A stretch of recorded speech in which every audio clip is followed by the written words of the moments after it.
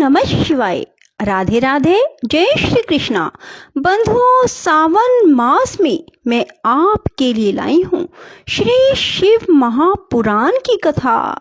बंधुओं, सावन मास में शिव महापुराण की कथा को प्रतिदिन सुने।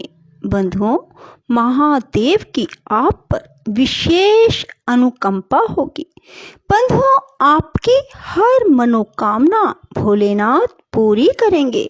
बंधुओं, यदि आपने हमारे चैनल को अब तक सब्सक्राइब नहीं किया तो जरूर करें और बेल आइकन दबाना ना भूलें, ताकि आपको हमारी आने वाली सभी वीडियोस की जानकारी सबसे पहले हो सके।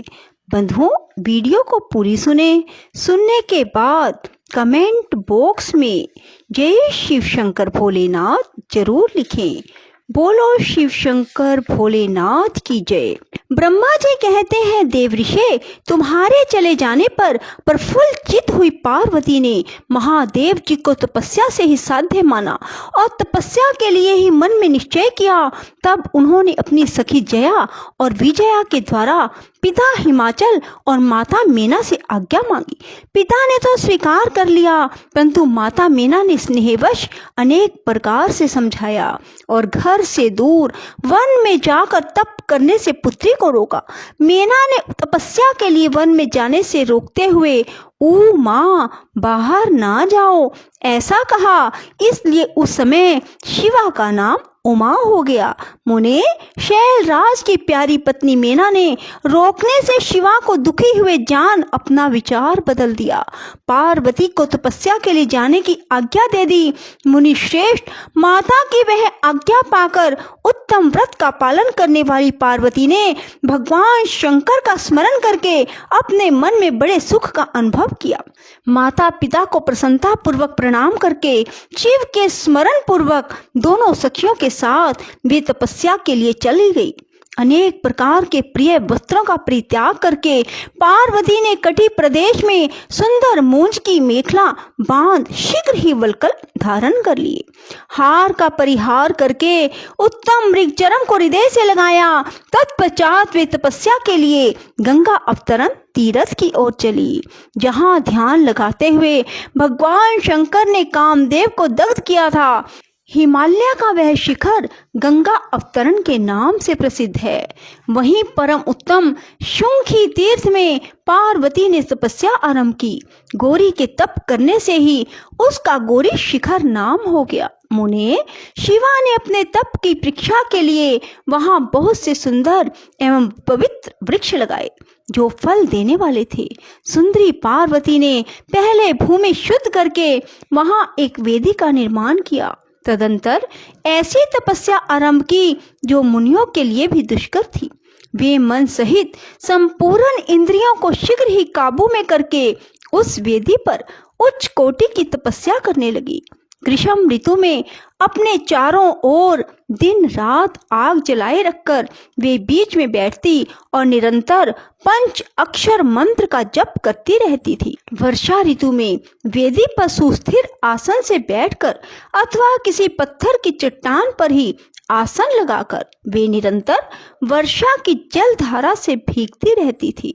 शीतकाल में निराहार रहकर भगवान शंकर के भजन में तत्पर हो वे सदा शीतल जल के भीतर खड़ी रहती तथा रात भर बर्फ की चट्टानों पर बैठा करती थी। इस प्रकार तप करती हुई पंच अक्षर मंत्र के जप में संलग्न हो शिवा संपूर्ण मनोवांछित फलों के दाता शिव का ध्यान करती थी। प्रतिदिन अवकाश मिलने पर वे सखियों के साथ अपने लगाए हुए वृक्षों को प्रसन्नता पूर्वक सींचती और वहां पधारे हुए अतिथि का आतिथ्य सत्कार भी करती थी। शुद्ध चित्त वाली पार्वती ने प्रचंड आंधी, कड़ाके की सर्दी, अनेक प्रकार की वर्षा, दुस्सह धूप का भी सेवन किया।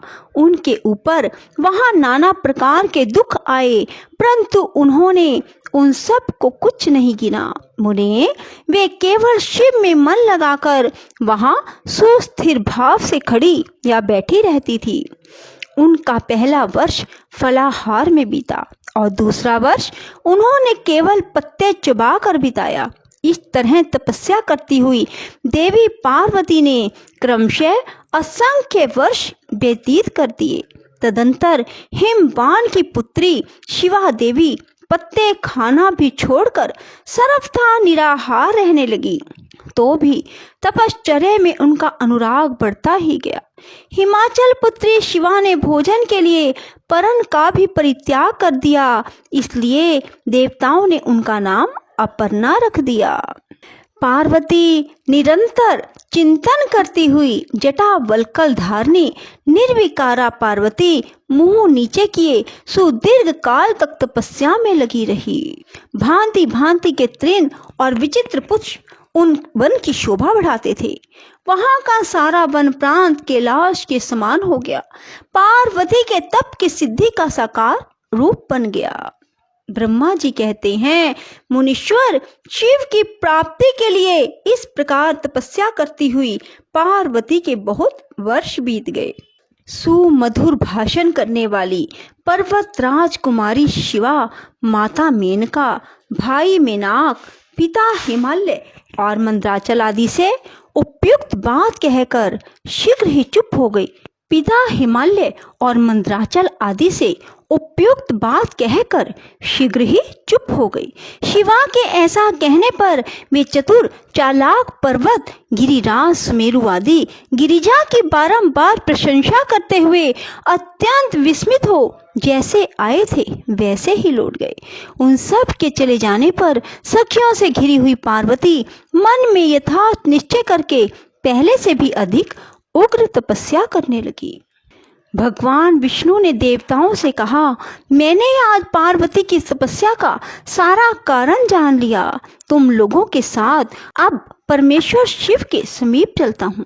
हम सब लोग मिलकर यह प्रार्थना करेंगे कि वे गिरिजा को ब्याह कर अपने साथ ले आवे। इस समय समस्त संसार के कल्याण के लिए भगवान से शिवा के पानी ग्रहण के लिए अनुरोध करना है। देवादिदेव पिनाकधारी भगवान शिव शिवा को वर देने के लिए जैसे भी वहीं उनके आश्रम पर आए, इस समय हम वैसा ही प्रयत्न करेंगे। प्रभावशाली विष्णु के ऐसा कहने पर सब देवता उनके साथ पिनाक पानी शिव का दर्शन करने के लिए गए। मार्ग में पार्वती का आश्रम पहले पड़ता था, अतः उस गिरिराज नंदिनी की तपस्या देखने के लिए विष्णु आदि सब देवता कौतूहल पूर्वक उनके आश्रम पर गए। पार्वती के श्रेष्ठ तप को देखकर सब देवता उनके उत्तम तेज को देखकर, उनके उत्तम तप को देखकर व्याप्त हो गए। उन्होंने तपस्या में लगी हुई उन तेजोमयी जगदम्बा को नमस्कार किया और साक्षात सिद्धि स्वरूपा शिवा देवी के तप की भूरी भूरी प्रशंसा करने लगे। ब्रह्मा जी कहते हैं, नारद, देवताओं ने वहां पहुंचकर भगवान रुद्र को प्रणाम करके उनकी स्तुति की। तब नंदिकेश्वर ने भगवान शिव से उनकी दीन बंधुता एवं भक्त वत्सलता की प्रशंसा करते हुए कहा, प्रभो, देवता और मुनि संकट में पड़कर आपकी शरण में आए हैं। सर्वेश्वर, आप उनका उद्धार करें। दयालु नंदी के इस प्रकार सूचित करने पर भगवान शंभु धीरे धीरे आंखें खोलकर ध्यान से उपरत हुए। समाधि से विरत हो परम ज्ञानी परमात्मा एवं ईश्वर शंभु ने समस्त देवताओं से इस प्रकार कहा। शंभु बोले, श्री विष्णु और ब्रह्मा आदि देवेश्वरों, तुम सब लोग मेरे समीप कैसे आए? तुम अपने आने का जो भी कारण हो शीघ्र बताइए। भगवान शंकर का वचन सुन सब देवता प्रसन्न हो कारण बताने के लिए भगवान विष्णु के मुंह की ओर देखने लगे। तब शिव के महान भगत और देवताओं के हितकारी श्री विष्णु मेरे बताए हुए देवताओं के महत्तर कार्य को सूचित करने लगे।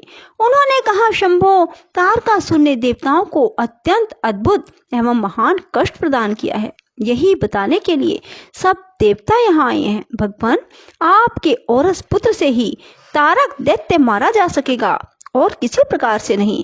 मेरा यह कथन सर्वथा सत्य है। महादेव, इस प्रकार विचार करके आप कृपा करें।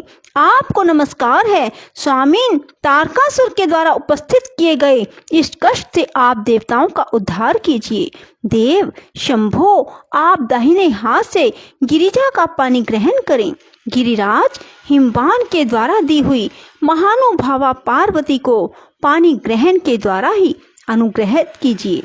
श्री विष्णु का यह वचन सुनकर योग प्रायण भगवान शिव ने उन सब को उत्तम गति का दर्शन कराते हुए इस प्रकार कहा, देवताओं, जो ही मैंने सर्वांग सुंदरी गिरिजा देवी को स्वीकार किया, त्यों ही समस्त सुरेश्वर ऋषि मुनि सकाम हो जाएंगे।